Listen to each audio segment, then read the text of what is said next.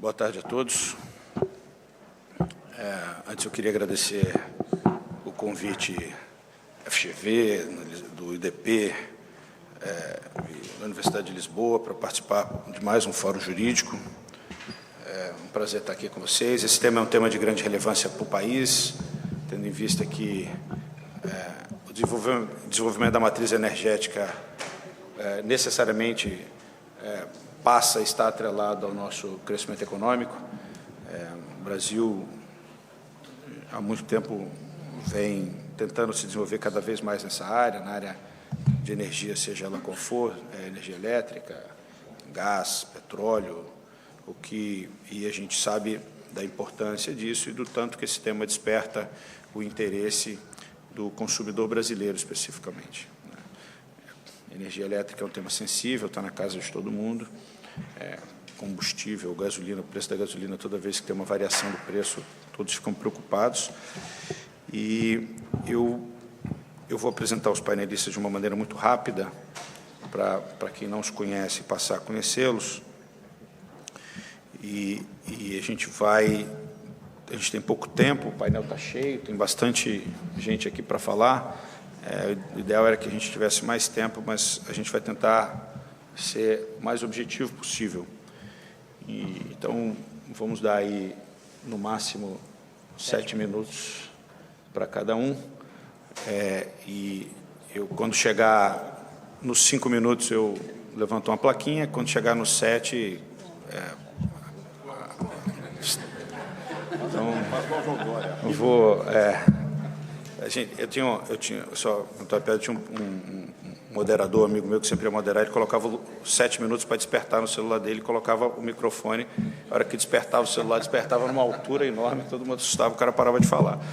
Eu não vou fazer isso, mas a gente vai se manter no tempo, vai ser quase, tá bom? Por favor, e depois vai sobrar um tempinho para a gente partir para as perguntas, que acho que é até a parte mais interessante, a gente tentar criar um debate aqui.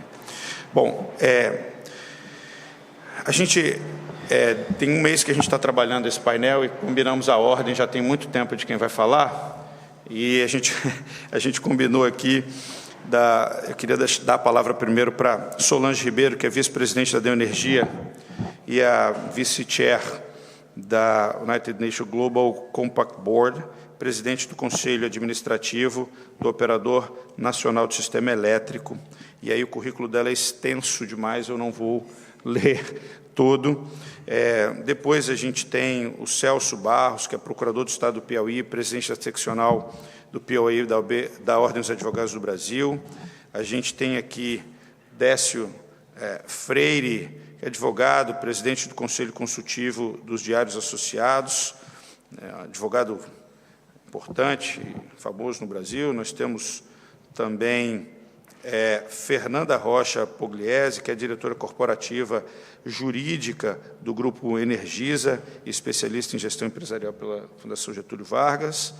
Nós temos também o nosso secretário de Estado de Energia e Economia do Mar do Rio de Janeiro, que é especialista em gestão de políticas públicas pela Universidade Federal do Rio de Janeiro, o secretário Hugo Leal. E, por fim, mas não menos importante, nós temos o nosso... Quer dizer, não por fim, que ainda tem o Reinaldo Passazani Filho, que é presidente da Companhia Energética de Minas Gerais e doutor em Economia pela Universidade de São Paulo. E nós temos, por fim, não menos importante agora, nosso querido Sandoval Feitosa Neto, que é o presidente da ANEEL. Vamos, então, sem mais delongas, passar a palavra para Solange Ribeiro, por 7 minutos. Obrigado, Solange.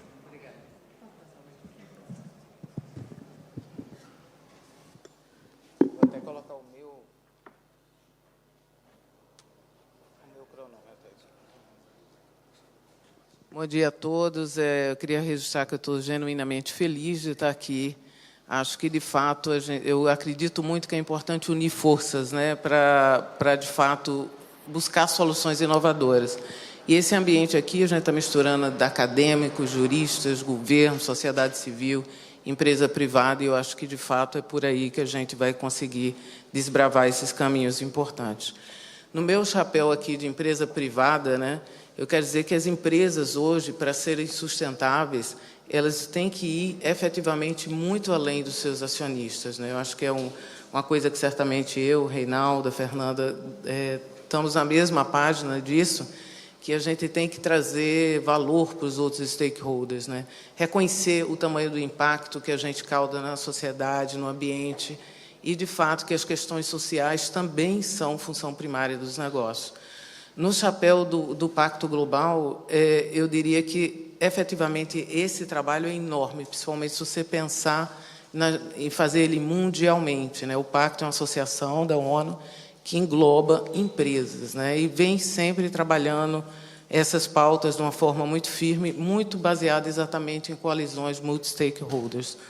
Quando a gente fala no setor elétrico aqui, que somos alguns representantes do setor elétrico, hoje o desafio é grande. A gente está diante de 3 coisas que a gente tem que equilibrar. Primeiro, a própria sustentabilidade, onde o setor elétrico é até muito solução para esse aspecto. O aspecto segurança de abastecimento, né, que é sempre uma pauta muito importante. E uma pauta, last but not least, ao contrário, que é a acessibilidade, né? Como é que o consumidor paga a tarifa de energia com todas essas coisas em jogo. Quando a gente fala da eletrificação da economia, ninguém duvida que no mundo a melhor forma da gente descarbonizar a economia é eletrificando a economia com fontes renováveis. Bom para o Brasil, bom para a gente, que isso é o que a gente tem de forma bastante anuente, né? E isso requer investimentos altos e significativos em tecnologia limpa e infraestrutura. São 2 coisas que a gente tem feito nos últimos anos no Brasil. O Brasil começa com as nossas queridas hidrelétricas, né? Onde, de fato, foram por muito tempo a principal fonte e são muito responsáveis pela existência das fontes renováveis hoje em dia, né? As hidrelétricas têm esse ponto muito grande. E com investimentos massivos que vem acontecendo de usinas solar, eólica, né? Principalmente no Nordeste, nos últimos tempos. Elas representam fontes intermitentes e precisam de uns pares para andar junto, quer seja hidrelétrica, quer seja armazenamento. E a gente tem novas fronteiras, também excelentes para o Brasil. O ministro, quando esteve aqui, falou do hidrogênio verde, que é uma forma extremamente eficiente da gente descarbonizar outros setores, né, que são difíceis, são muitos geradores de CO2 e são bons de descarbonizar, como o transporte pesado, indústria química, por exemplo, e o avanço, certamente o secretário Hugo vai falar das eólicas offshore, né, como uma fronteira também bastante importante aqui para o Brasil. O armazenamento de energia também entra como uma fronteira muito importante nisso aqui, e o desafio disso tudo é operar isso tudo certo, né? Que a ONS entra no papel, o Alexandre, a CCE aqui também entra nesse papel muito importante, colocar isso tudo. Onde as redes entram de uma forma muito importante. Esse ano vai ter, sexta-feira agora, vai ter um leilão de transmissão muito significativo, né? E não só a transmissão, como a distribuição, para a gente poder conectar isso tudo que vem de novidade, que a gente tem tanto falado aqui no evento, o mundo digital, né? Como é que a gente apronta o setor elétrico para isso? Falar de concorrência um pouco, a gente está no momento de abertura do setor elétrico. O setor elétrico tem um desafio enorme para abrir, que é uma ineficiência alocativa absurda que a gente tem com os subsídios cruzados. Subsídios cruzados dentro do setor, hoje, chega a conta da CDE a 34 bilhões de reais, né? Representam 13% da tarifa. Então, para liberar o mercado efetivamente, hoje a gente tem um consumidor cativo pagando isso, a gente precisa, de fato, ter, de uma forma muito forte, solução para isso, para poder acontecer isso aí. E o que é que falta para isso? O que é que falta, sob o ponto de vista de governo, né? As empresas privadas querem investir, têm o capital, mas precisam de quê para investir? Essa transformação exige, primeiro, muitas ações de planejamento, de investimento, quer dizer, e de execução. Necessário um arranjo regulatório legal muito importante. Aqui eu ressalto que, para a gente investir, a gente precisa de quê? De um ambiente seguro, políticas e regulamentações claras, consistentes, um sinal econômico adequado. Para a gente, importantíssimo aqui a preservação do papel das agências reguladoras.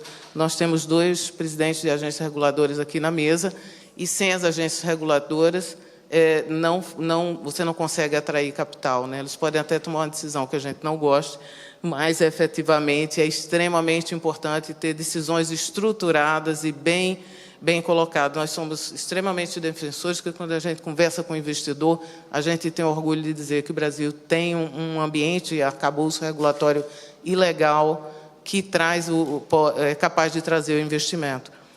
Os procedimentos, outra coisa muito importante aí para o investimento vir, esse investimento todo que a gente precisa, é o investimento na área ambiental. Com essa, por exemplo, agora a gente vê nessa quantidade de leilões de transmissão, se a gente não reestruturar as agências que fazem as análises ambientais, a gente não vai conseguir dar vazão a essa grandiosidade de investimento que a gente tem que fazer, né? Então, assim, cumprindo aqui o meu prazo e tentando ajudar na discussão, eu diria que, assim, vamos construir juntos. O Brasil é conhecido por isso, por construir. O momento é muito bom para esse investimento. A gente tem essa vocação, tem tudo para continuar nessa liderança e, para isso, é muito importante que coalizões como essa, que respeitem o regulamento, que tragam um ambiente seguro, legal e construtivo com o governo, são extremamente importantes. Obrigado.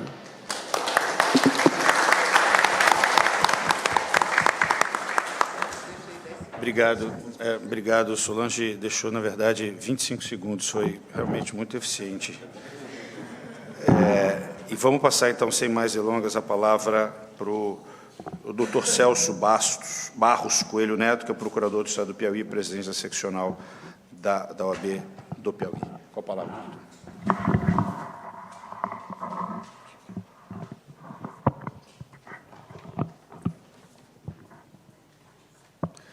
Muito bom dia a todos.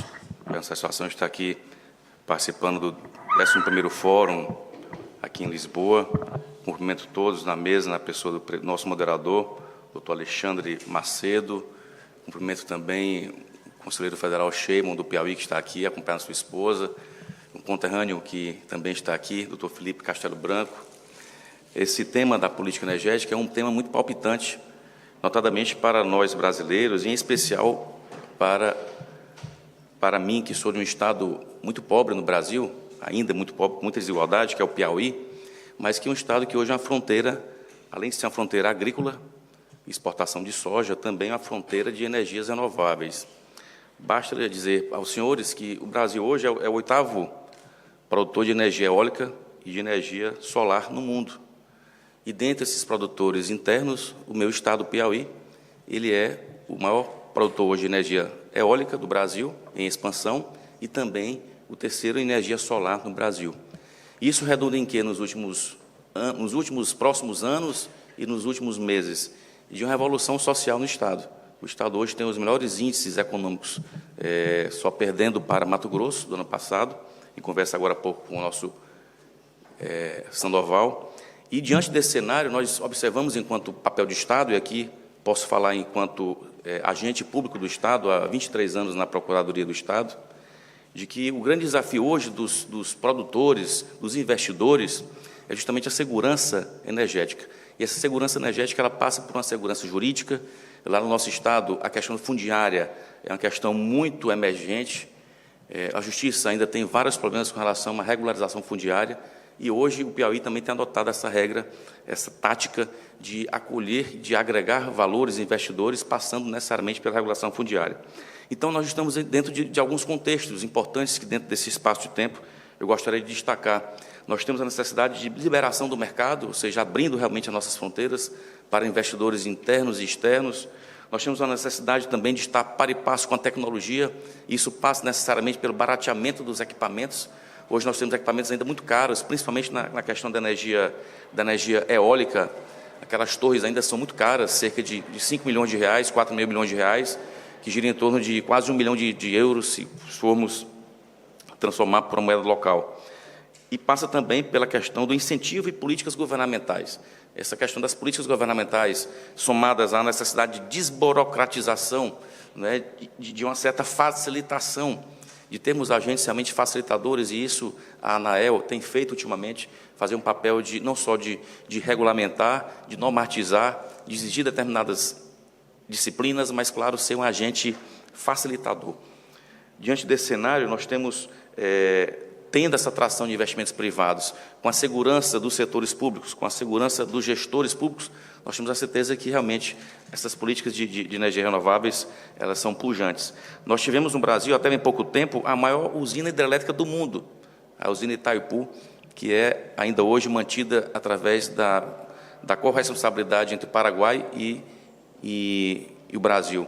Hoje, a questão hidrelétrica tem sido superada pelas energias renováveis. Temos agora uma grande tendência de se fazer um incremento no hidrogênio verde e a nova tendência, realmente, que haja essa participação, essa contração através da decomposição da água através do hidrogênio verde. Nós vemos muitas perspectivas, muitas atrações, vamos dizer assim, a fim de que realmente as energias renováveis seja a mola mestra do desenvolvimento do país, em especial em locais que muitas vezes não tinham condições de ter um ambiente econômico salutar.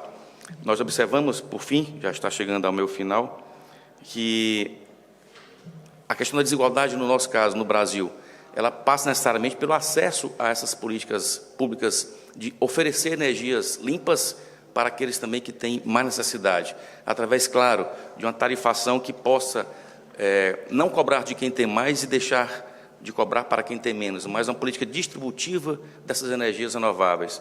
Portanto, através dos investimentos, através da segurança jurídica, que passa necessariamente pela segurança do judiciário, nós temos condições também de levar energia limpa, renovável, para a camada mais pobre da população, e aí sim, nós cumprimos também aquele princípio da Constituição do Brasil, que diz que todos são iguais perante a lei, e isso implica dizer que todos também devem ter acesso de forma igualitária aos serviços públicos. A energia, o direito à energia, eu concebo hoje como sendo realmente um direito fundamental, porque sem energia nós não funcionamos, sem energia nós não estaríamos, inclusive não estaríamos aqui nesse recinto, que sente falta, inclusive, de energia mais fresca para o nosso ambiente. Está economizando energia com a gente aqui dentro. Mas são essas nossas considerações, doutor Alexandre. Espero que as energias consigam realmente melhorar o nosso clima aqui, nesse nosso painel. Muito obrigado.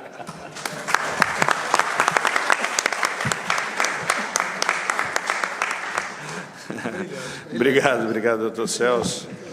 Vamos passar a palavra agora ao doutor Décio Freire. Tem a palavra, doutor.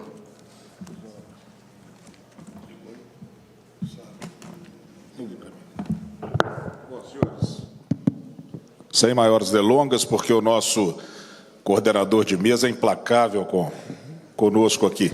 Eu espero que eu tenha 25 segundos a mais, que foi o saldo aqui da minha amiga Solange.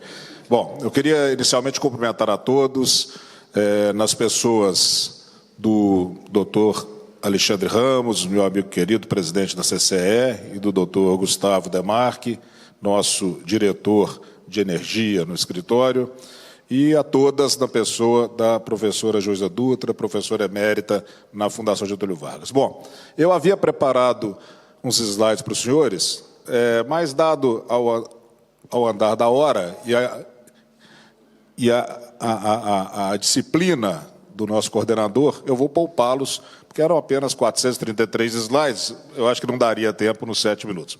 Bom, brincadeiras à parte, na verdade, eu não vou passar os slides, apenas vou fazer algumas pinçadelas rápidas. Na verdade, eu queria dizer aqui, rapidamente, fazer algumas considerações a respeito daquilo que eu chamo de cavalo arriado, que é o hidrogênio verde. E eu explico. Em 2020, nós tínhamos cerca de 500 milhões de toneladas de CO2 emitidas para a atmosfera decorrente da produção do hidrogênio através da combustão do gás, do óleo diesel ou do carvão, levados, na verdade, a altas temperaturas. Um processo altamente poluente, como todos sabem, que emite toneladas de dióxido de carbono por tonelada de hidrogênio, o chamado hidrogênio cinza, que eu vou poupar também de explicar. Ao mesmo tempo, a energia contida em 1 quilo de hidrogênio equivale a 2,4 quilos de gasolina, e a energia elétrica gerada por 1 quilo de hidrogênio corresponde a 12 quilowatts, ou a energia armazenada de 30 baterias de 12 volts. O hidrogênio, pois, é fundamental para a indústria. Eu só vou permitir. Depois, quem hoje já tem esse nível de utilização no mundo.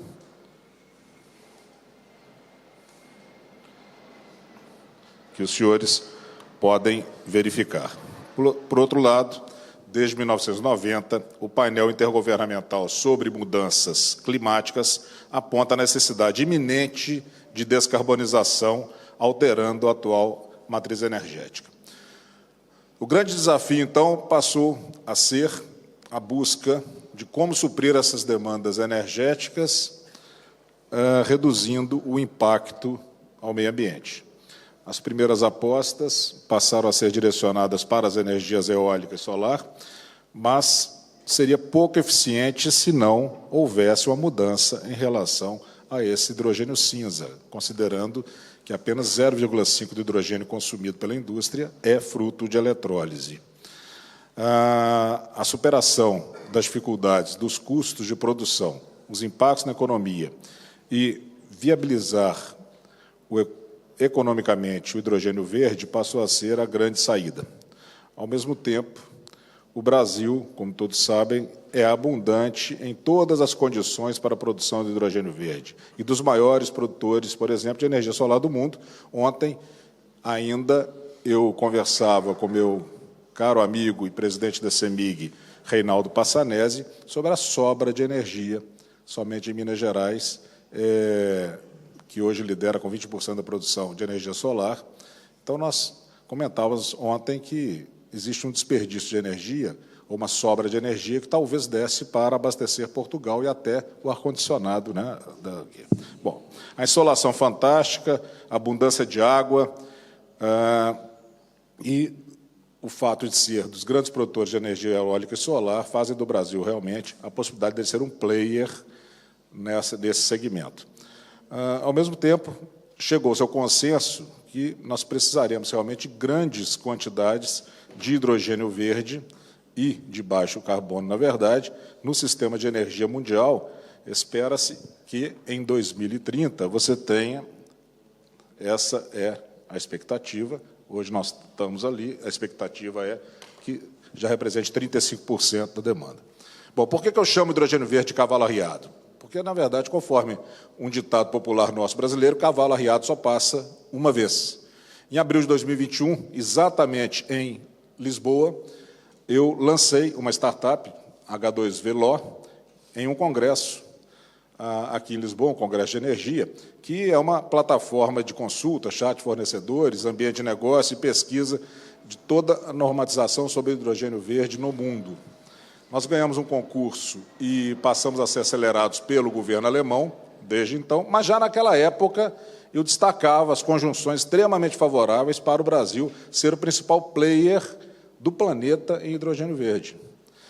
Não podemos perder essa oportunidade, portanto, o ministro Alexandre Silveira, desde que assumiu, eu tenho acompanhado vários eventos, ele destacando a necessidade de realmente se investir em hidrogênio verde, a ponto de, em abril desse ano, o Senado promoveu um debate na comissão especializada com o Reino Unido, com a China, com o Chile, que são países mais envolvidos nessa matéria. Mas consideramos que nós temos, e aqui eu falo com muita clareza, que deixar o discurso e passar para a efetividade no Brasil. Temos uma grande oportunidade de ter uma mudança do perfil do país na economia mundial se nós aproveitarmos a vantajosidade deste país em relação à produção de hidrogênio verde e a necessidade mundial para que realmente exista essa produção de baixo carbono. Uma esperança, uma pena que até que o ministro Alexandre não tenha estado aqui, uma esperança é o que ele anunciou na segunda-feira, antes de ontem, aqui mesmo em Lisboa, a respeito de um plano de alteração, né, das matrizes energéticas, onde inclui, inclusive, um marco regulatório do hidrogênio verde. Ele anunciou para julho que, possivelmente, haverá, então, a divulgação mais efetiva em relação a esse marco. Quero aqui testemunhar, e aí, para finalizar, acredito eu que o ministro Alexandre Silveira é a pessoa ideal para estar à frente desse compromisso, dada a sua tenacidade, que eu acompanho há mais de 30 anos, desde que foi delegado de polícia em Ipatinga. Com isso, presidente, com a palavra fim aqui à minha frente, eu encerro agradecendo muitíssimo essa oportunidade. Muito obrigado.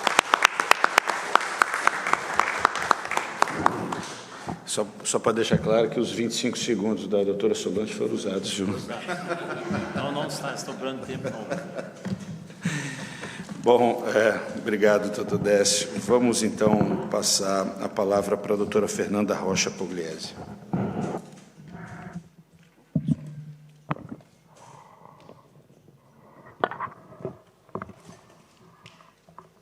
Não começa a contar ainda não, peraí.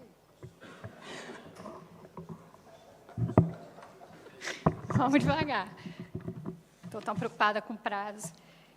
Eu vou ser rápida aqui no cumprimento. Eu queria cumprimentar essa mesa na pessoa do moderador, presidente do CAD, mas especialmente na presença da Solange, que é um exemplo de executiva do setor, a quem eu aqui cumprimento. Gostaria de agradecer a organização do evento, ao IDP, à Fundação Getúlio Vargas Conhecimento, que gentilmente me fez esse convite. E falar depois da Solange, falar depois do procurador, me dá uma visão bastante... eu posso resumir um pouco do que iniciativa privada e jurídico compreendem sobre o tema. A gente concorda que os caminhos globais da transformação eles estão definidos, e eles passam pela transição energética, pelo importante empoderamento do consumidor e pelo aquilo que a gente tem chamado de 4Ds, digitalização, descarbonização, diversificação e descentralização. E aqui, os recursos energéticos distribuídos, e quem está no setor conhece como RED, eles são importantes motores para esse movimento, porque impulsionam tecnologia. E, nesse sentido, afeta consumidor e afeta cliente.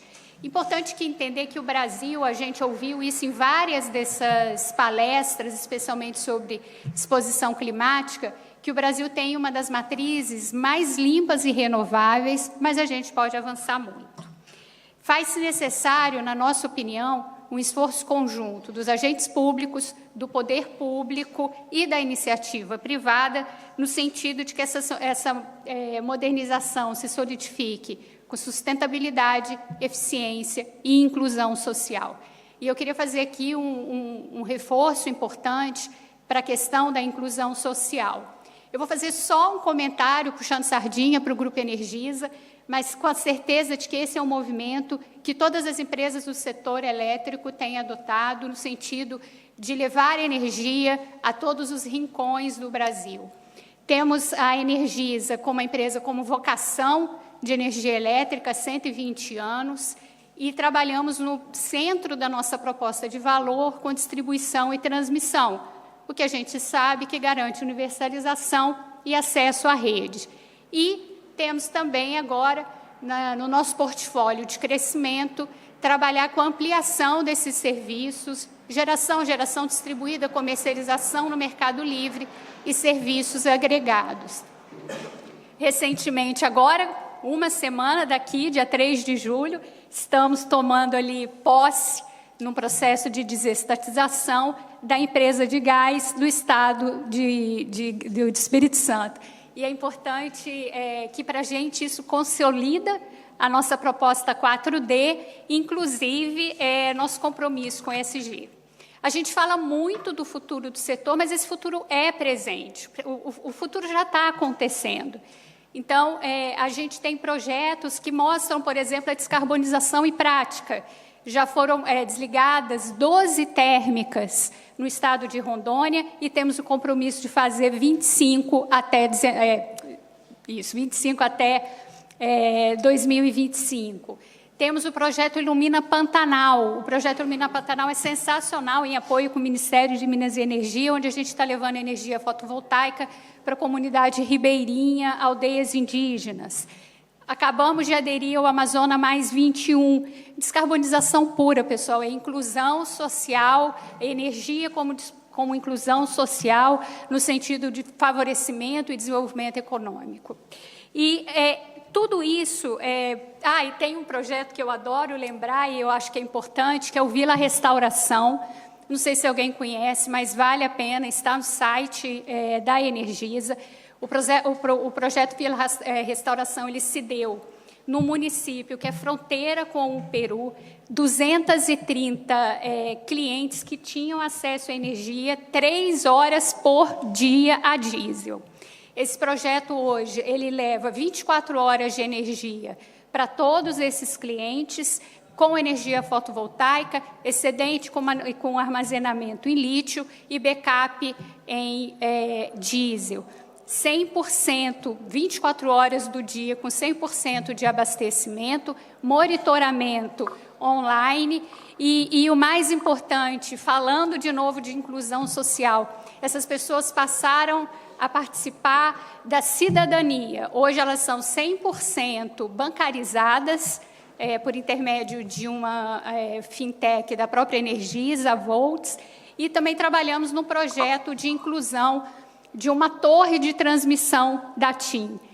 Creiam os senhores que em 1 ano e meio só houve uma interrupção de energia por míseras 3 horas. E aqui eu queria me acostar tanto a Solange quanto ao procurador, de que tudo isso só acontece com segurança jurídica. Isso tudo só acontece, segurança jurídica, na minha opinião, é estabilidade. Estabilidade com marcos regulatórios, estabilidade com marcos legais. É preciso que as coisas aconteçam, a discussão aconteça com previsibilidade. E isso é importante, inclusive do ponto de vista de evitar a judicialização. Temos um passado recente no setor elétrico, todos acompanham, quem milita no setor, tenho colegas aqui que estão prestigiando essa palestra, que sabem o quanto o setor elétrico, a judicialização pode afetar o nível das tarifas e a aproximação dos agentes do poder público pode minimizar esses efeitos. Importante, nesse sentido, como colocou a Solange, que o investidor ele tenha segurança nos contratos, na previsibilidade dos seus retornos, o que permite que ele atue de forma sustentável em um investimento altamente marcado por investimento intensivo e de longo prazo. E, de novo, um tema que tem sido objeto de muita discussão no setor, é importante para o crescimento do país, é que tudo isso ocorra de forma a não... Acabou, gente. Que isso ocorra sem que haja um desequilíbrio tarifário, ou seja, de que não haja... a transformação ela não gere benefícios de uns em detrimento de outros. A utilização dos recursos energéticos precisa ser em condição econômica, com alocação correta de recursos. Eu não quero terminar 30 segundos sem agradecer aos colegas que estão aqui, que vieram participar desse debate. Um abraço especial, Paulo, que esteve comigo no setor desde os idos, ali do escritório da Paraíba, hoje diretor competente da ANEEL, aos colegas do Bichaga, Décio Freire e outros tantos que eu posso estar tendo aqui o erro de esquecer. Obrigada. Gustavo. Obrigada.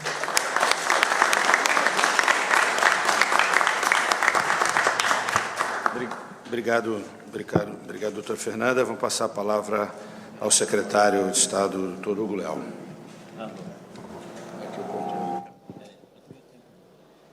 Alô, pronto. Bom, boa tarde a todos. Vamos ser muito breve aqui na saudação. Saudar o Alexandre, que é presidente dos CAD, saudar toda a mesa. Quero saudar também meus colegas advogados, doutor Bichara, doutora Fernanda Tortman, saudar os presidentes da agência da Genesa do Rio de Janeiro, Rafael, o Bruno, saudar também o presidente da agência da ANS, Rebelo, nosso Alexandre também, que foi do CAD, fazendo essa rapidíssima saudação. Eu quero entrar aqui... e aí eu vou falar não mais só como secretário de Energia, mas como parlamentar, como deputado. Então, o deputado tem imunidade. Então, vocês podem... Qualquer coisa que eu falar aqui, eu estou protegido pela imunidade, mesmo que não esteja em território brasileiro. Primeira coisa, nós temos um enorme equívoco da questão das concessões. Hoje, nós temos um problema nas concessões públicas, sejam elas da matriz que for. Então, estou falando de energia, que eu vou chegar na energia, mas nas concessões rodoviárias, ferroviárias, temos problema na NTT, tivemos problema na ANTAC, problemas que eu falo do processo regulatório. Esse é um desafio que nós temos que enfrentar no Brasil. A Constituição, no artigo 175, fala das concessões em 1988. A lei das concessões é de 1995, lei 8987. 8987 de 95. Aí depois vieram as agências. A ANEEL de 96, a ANP de 98, ou seja, literalmente nós temos um processo que a carroça está na frente dos bois. A discussão do processo de concessão hoje no país é assim, a exemplo do que reforma tributária é um manicômio tributário, o processo de concessão também o é. E não estou dizendo aqui como crítica aberta e somente essa. Estou dizendo assim, que nós precisamos retomar este processo no arcabouço legal das concessões, de princípios de concessões. Portugal também não está tão longe. Portugal, a Lei 11, salvo engano, é de 1990, só em 95 e 2000 começou a discutir eletricidade, telecomunicações, as privatizações. As privatizações em Portugal só se consolidaram em 2011. Mas o processo de regulação, de fiscalização, é um processo muito mais, claro, guardado as devidas proporções do seu tamanho, muito mais eficaz. Tem mazelas, mas tem mais eficiência. Eu vou chegar nessa questão de eficiência aqui. E vou deixar um abacaxi aqui para o presidente da ANEEL, Sandoval, que é uma questão que a gente tem que passar a enfrentar. Eu cito lá, por exemplo, aí usando o que o Décio falou do hidrogênio, o Rio de Janeiro tem uma matriz energética de fóssil, que é petróleo, o petróleo e o gás. Mas nós não podemos abrir mão dessa matriz energética. Essa matriz energética vai continuar. Nós temos lá na nossa costa chegando 50 milhões de metros cúbicos e a perspectiva de muito mais. Então nós temos que abrir, a maior parte dessa vai para a energia térmica, vai para as térmicas que alimentam o nosso sistema. E a nossa conta de energia é cara. É cara, porque nossa matriz energética tem maior parte é térmica, depois tem a nuclear, que é em Angra, depois nós temos pouco de energia eólica, pouco de solar. Perfeito. Mas o que eu quero trazer para isso? Aí eu vou trazer para a nossa lógica aqui desse contexto. E aí eu vou pegar o exemplo do gás. Temos aqui pessoas que atuaram no setor de gás, temos aqui o presidente da concessionária, da agência. Veja que o gás natural, que não é um princípio que, como da energia, guarda as proporções, porque nem todos os estados têm gás, depende de transporte, depende de gasodutos, e isso era um monopólio estatal até bem pouco tempo. Mas o gás, a regulação da sua exploração, da sua geração, do seu transporte, é feito pela ANP. Claro, para que o país seja interligado, que os gasodutos possam chegar em todos os estados, para acabar com a pobreza energética que nós temos no país. O gás é uma matéria importante e é um fator de transição energética. Mas agora vamos ver aqui para a energia elétrica. A energia elétrica, a geração está com a ANEEL. Sim, perfeito, e tem que ser mesmo, ela que tem que condenar, que são contratos vultuosos, monstruosos, de construção de várias fontes de energia, não só hidrelétrica, mas hidrelétrica é maior, e também a energia nuclear, a energia solar, a eólica, todas elas. Esse papel da agência. O outro papel é transmissão. Perfeito, o sistema de transmissão tem que operar dessa forma. A Solange é a presidente você ainda está na ONS. Na ONS, que não é um órgão estatal, é um órgão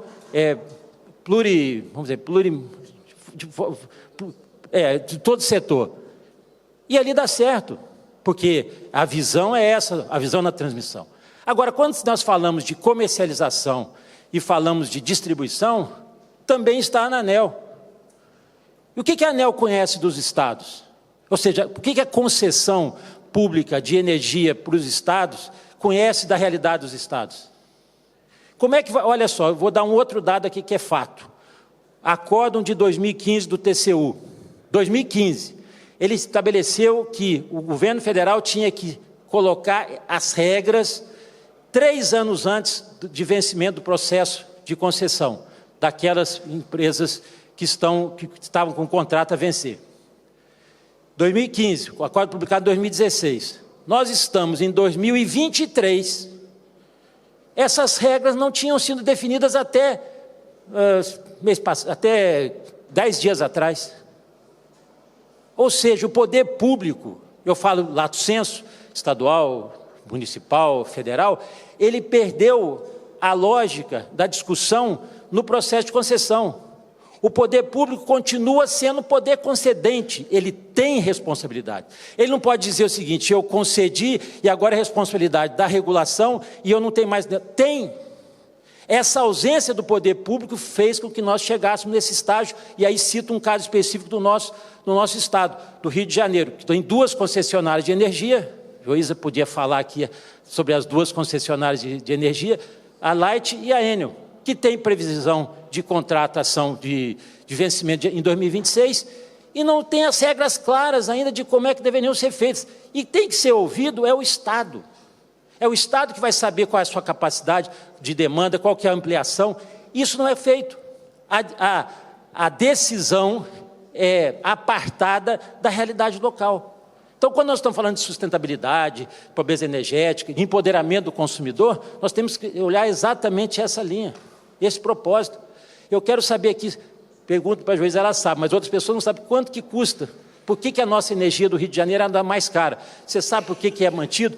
Quantos encargos nós temos na nossa conta de energia? 8 encargos. Posso citar aqui o CCC, o CDE, que é Contribuição de Desenvolvimento Energético, o ISSS, ou seja, nós contribuímos para vários segmentos, que eu acho que é lógico, mas a população não conhece. Por que não conhece? Porque é distanciamento da concessão, do processo de concessão, do processo de regulação e fiscalização, e o poder público abandonou. É isso que nós temos que retomar. A discussão está centralizada nesse processo das concessões, lato sensu. Mas eu trouxe aqui o processo de energia, porque nós estamos vivendo essa realidade, e meu estado, Rio de Janeiro, está no epicentro desse furacão. Obrigado.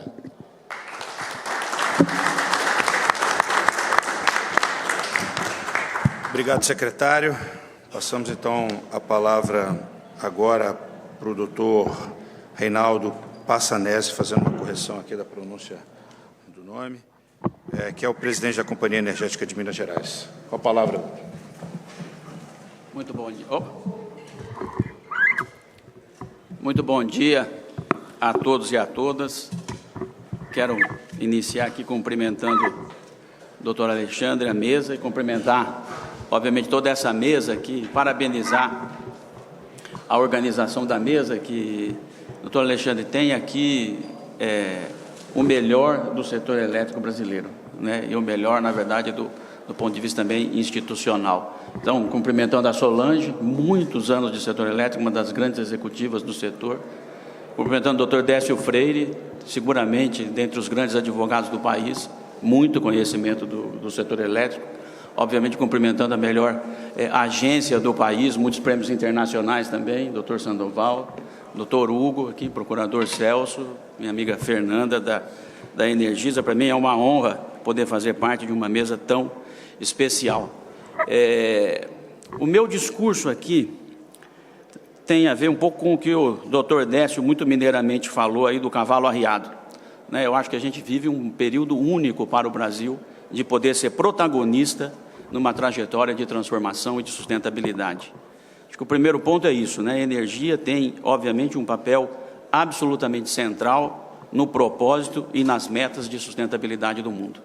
Tem um papel central tanto do ponto de vista mais técnico da descarbonização, como também do ponto de vista sociopolítico, né? A gente está vendo aí o que é o tema de energia aqui na Europa. E eu não tenho a menor dúvida que o Brasil tem todas as condições de ser protagonista nessa trajetória. Ser protagonista pela matriz energética que nós temos e que nós temos condição de ter, e pela estabilidade sociopolítica do país, né? Então, como matriz energética, que já foi comentado, a nossa matriz hoje é 95% renovável.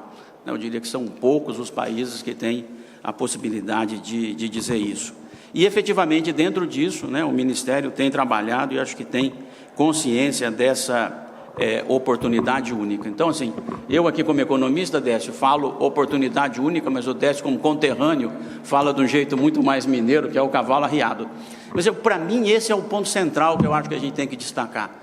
A gente tem, o Brasil, uma oportunidade absolutamente única de ser protagonista no processo de transição energética.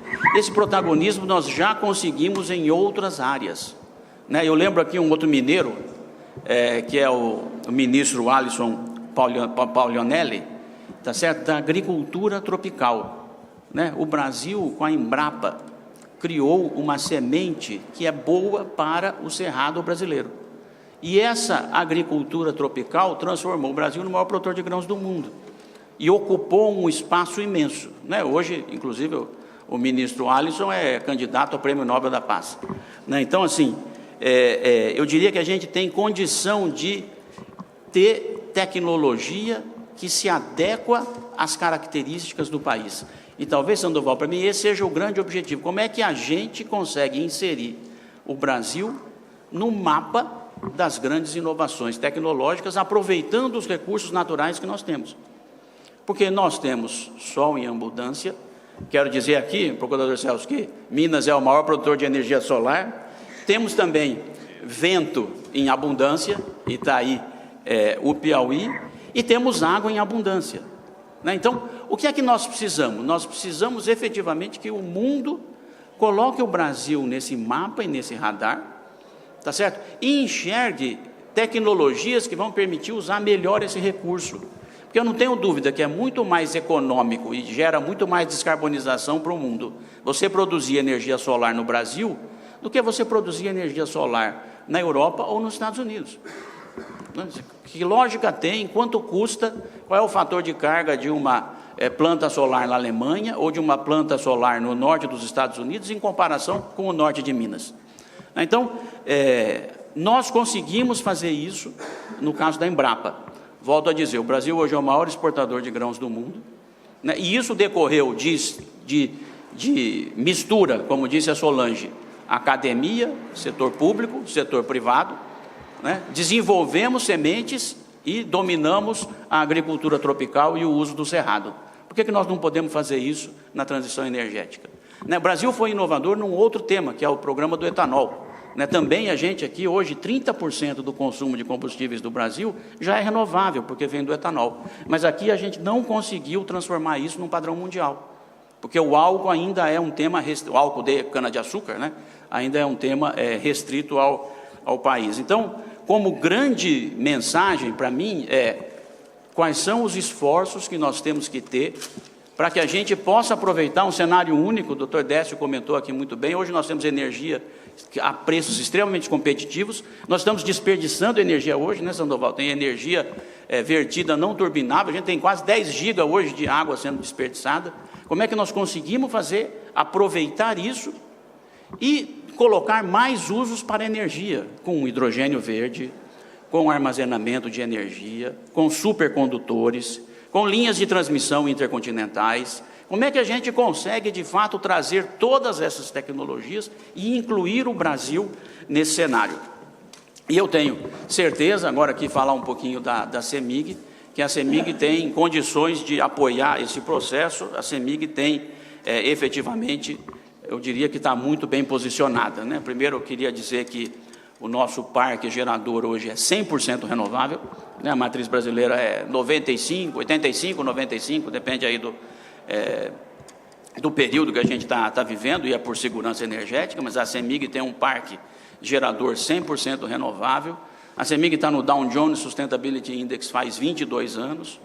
A CEMIG está no ranking do Carbon Clean 200, que é um ranking das empresas que mais apoiam a descarbonização.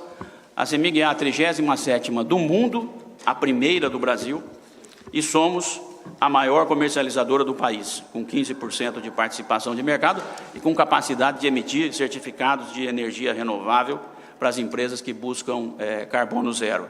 E a CEMIG está realizando também o maior programa de investimentos da história do país, na CEMIG. Acabou o meu tempo, então vou dizer que nós estamos investindo 42 bilhões de reais, mais do que o valor de mercado da CEMIG. A CEMIG vale 32 bilhões, a gente está investindo 42 bilhões nos próximos 5 anos, que é a confiança que nós temos no país e na regulação. E quero só completar um pouco, como a Fernanda comentou, é que dentre o que nós estamos fazendo, nós estamos aumentando muito a eletrificação rural para acabar com uma coisa que muito nos entristece, que é às vezes gerador a diesel na área rural. Que eu acho que a gente não realmente tem ainda um espaço muito grande para poder trazer mais usos para o setor elétrico. Então, se a gente conseguir ter mais fontes de demanda, nós claramente temos a oferta mais competitiva do mundo no caso de energia renovável. Essa é a mensagem que eu queria deixar. Muito obrigado.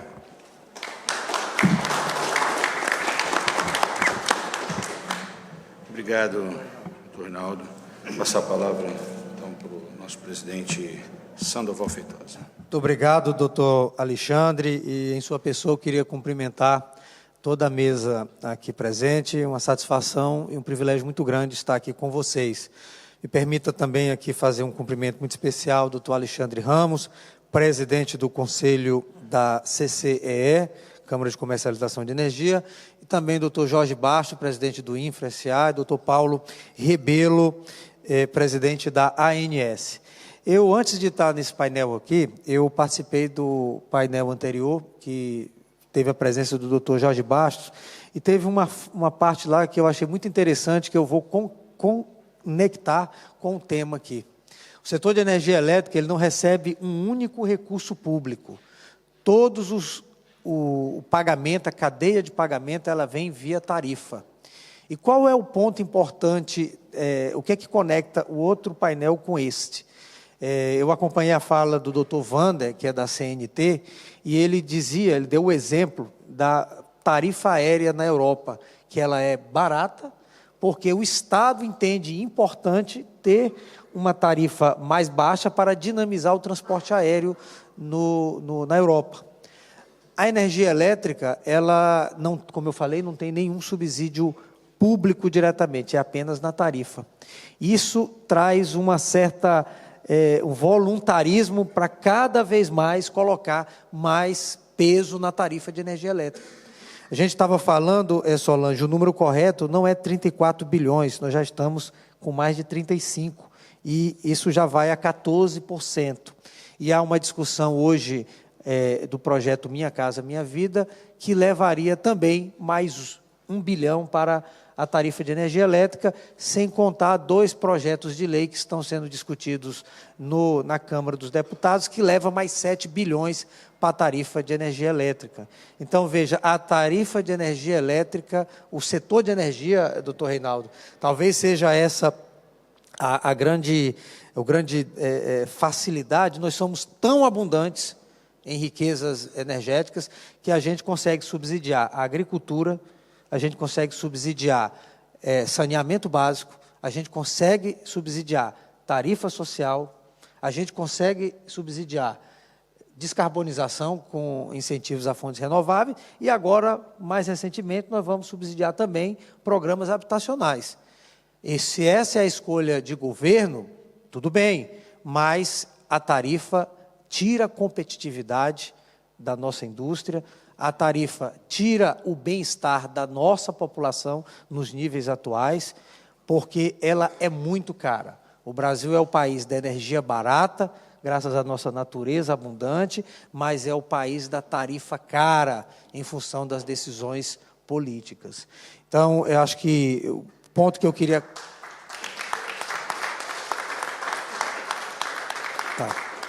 Tá, muito obrigado. E eu queria agora passar para um tema que foi muito conversado aqui, que é o da transição energética. A transição energética, ela, exatamente pelos números que temos, 86% de nossa matriz elétrica é renovável, em torno de 50% da nossa matriz energética é renovável, uma das maiores taxas do mundo.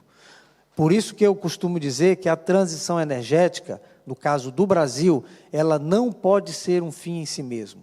Ela não pode ser buscada a qualquer preço, porque nós já temos níveis considerados aceitáveis. Ir além disso é possível com programas inteligentes e importantes, como já anunciado pelo ministro de Minas e Energia, Alexandre Silveira, para retirarmos usinas térmicas da região amazônica. É um paradoxo inominável você estar no pulmão do mundo com fontes a diesel. Hoje é a tecnologia e nós podemos superar esse desafio.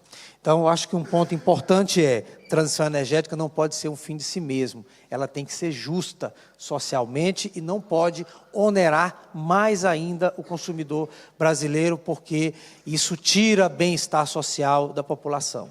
Uma empregada doméstica no Brasil que recebe algo em torno de um salário mínimo paga 200, pode chegar a pagar 200 a 300 reais de conta de energia elétrica. Nós estamos falando de 30% da remuneração de um trabalhador humilde. Esse não é definitivamente o país que nós estamos pensando para as próximas gerações. Então, um ponto importante do setor de energia, e aí esse é um ganho, Solange, que nós alcançamos ao longo desses 25 anos de desregulamentação do setor. Hoje, 99,8% de toda a nossa... presidente, eu estou auditando aqui, tá? Só para... Tá. Então, como eu estava dizendo, 99,8% da nossa população tem energia elétrica na porta da sua casa. Então, nós vencemos o desafio praticamente da universalização. Agora, o que nós temos que levar é uma tarifa barata, justa, para que a economia cresça. Porque na medida em que você tem uma energia muito cara, você limita o crescimento econômico, exatamente pelo custo. Então, eu acho que um ponto importante, inclusão social, já foi falado.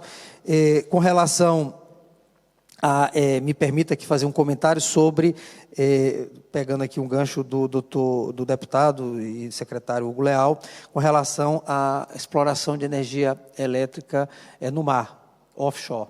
Então, veja, o Brasil é importante, talvez um posicionamento estratégico da nossa principal empresa, uma das maiores do mundo, que é a Petrobras. Então, eu queria destacar aqui a presença do João Paulo, assessor especial do presidente da Petrobras, Jean Paul Prats, que é um grande conhecedor do setor de petróleo e gás e também do setor de energia. Leve o nosso abraço caloroso ao presidente Prats. E que é importante que a Petrobras sim se posicione, mas se essa é uma decisão de governo importante, estratégica, por favor, não onere mais o setor de energia, porque se assim for, a gente terá mais dificuldades ainda de desenvolver e eletrificar a nossa economia. Então, acho que o meu comentário final, presidente, você não me deu a placa de fim, agora chegou, né? Então, de dizer que a Agência Reguladora de Energia Elétrica, a ANEEL, está preparada para continuar servindo ao povo brasileiro com os valores que ela tem tabulado na sua criação: previsibilidade, transparência e autonomia das suas decisões. E precisamos do apoio, e aqui, em cada momento que eu vou, presidente Alexandre, eu sempre falo, a agência tem 30% a menos dos seus quadros. E é importante que nós recomponhamos os quadros das agências. Estou falando da ANEEL específico, mas o presidente Paulo Rebelo, que preside o Fórum das Agências, tem levado esse pleito. Nós precisamos dar condições ao aparato regulatório do Estado, porque o Estado brasileiro decidiu, no setor de energia e em outros setores, não ser mais um Estado desenvolvimentista, mas sim um Estado regulador. E o regulador precisa ter meios para atuar. Muito obrigado a todos e passo a palavra ao nosso moderador.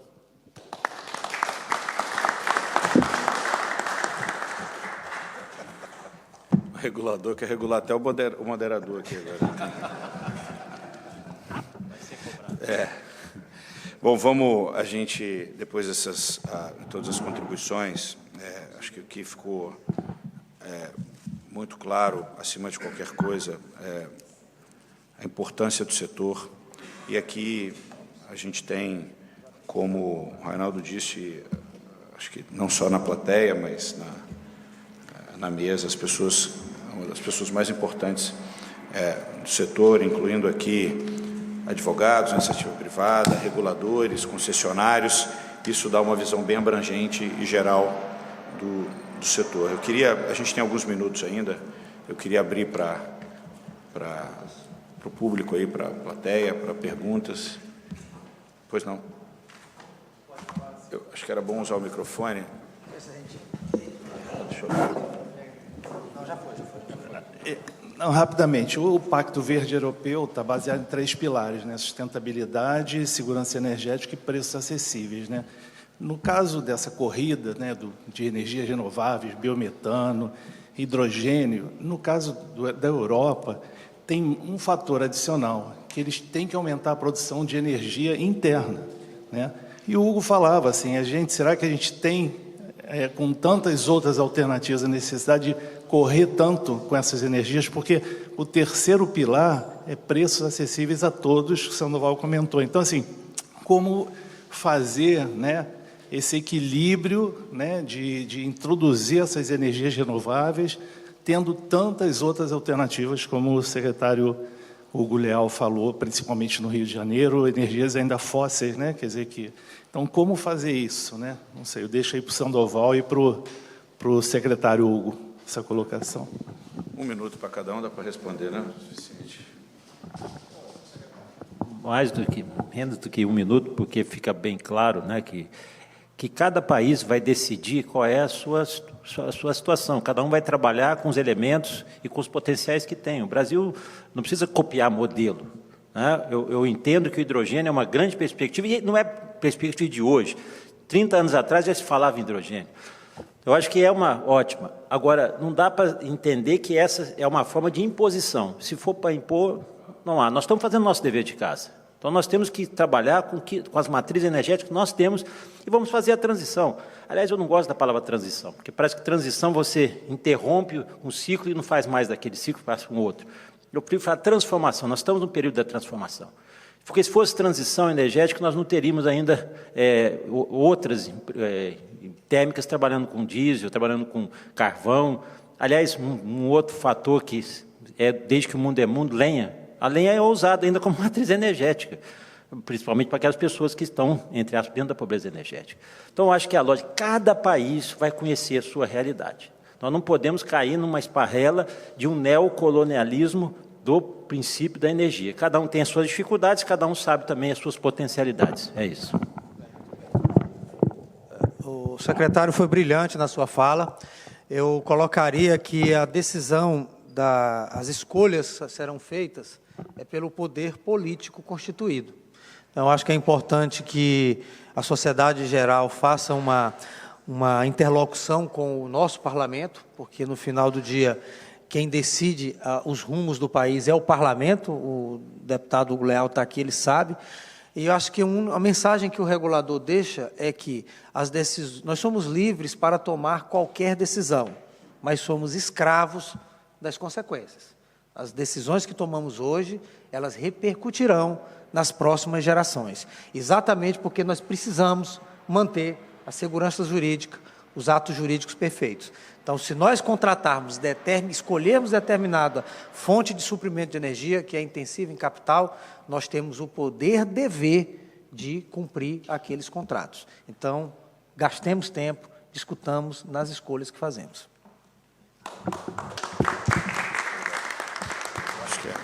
Acho que a juíza quer fazer uma pergunta também. Vamos. Com a palavra, doutora. Breve. Queria dar uma oportunidade para o moderador falar, não é? Porque a Solange brilhantemente pontuou, não é, que tínhamos 2 reguladores à mesa, regulação e intervenção do Estado no domínio econômico. Não é? E nós ouvimos várias falas aqui, novas tecnologias, mas fundamental entendermos o papel do gás. E a reforma do gás, que visa promover o desenvolvimento de um mercado competitivo para esse recurso, ela depende de uma adequada articulação entre órgãos de defesa da concorrência e reguladores, nesse caso, um regulador nacional e reguladores estaduais. Então, eu gostaria de entender como é que, nessa transição política que vivemos, o CAD tem atuado para fazer prosperar o desenvolvimento de um mercado competitivo de gás que ajude essa transição energética. Bom, Eu vou cumprir também o que o moderador quer, 1 minuto, eu vou tentar responder rapidinho, para a gente se alongar. Bom, o CAD, não só o CAD, mas a ANP, a ANEEL, as agências de uma maneira geral são muito independentes, elas cruzam governos, né? Mas, no entanto, não estão isoladas na estrutura política e econômica do país. É necessário seguir diretrizes.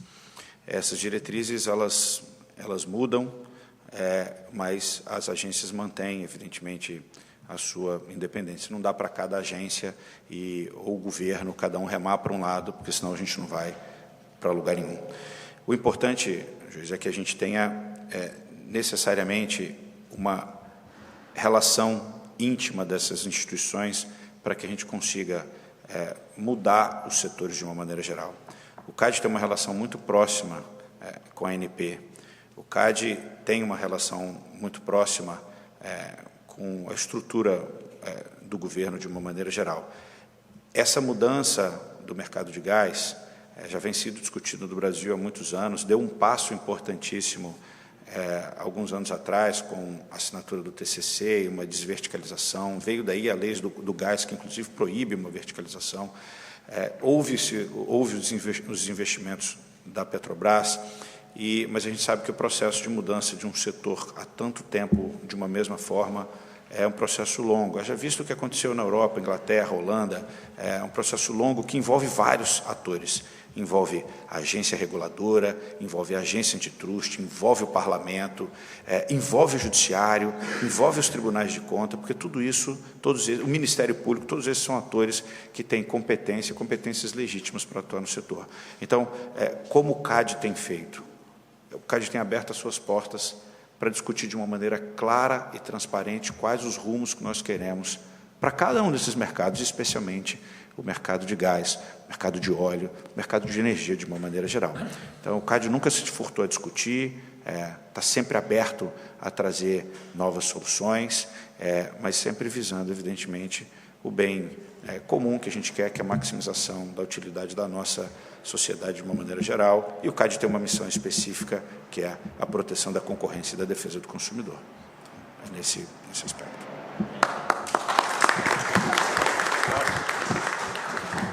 Bom, queria agradecer a presença de todos, mais uma vez agradecer o convite, cumprimentar todos os meus colegas e palestrantes aqui da mesa, painel importante, com uma abrangência muito grande de todos os players aqui dos setores de governo e iniciativa privada.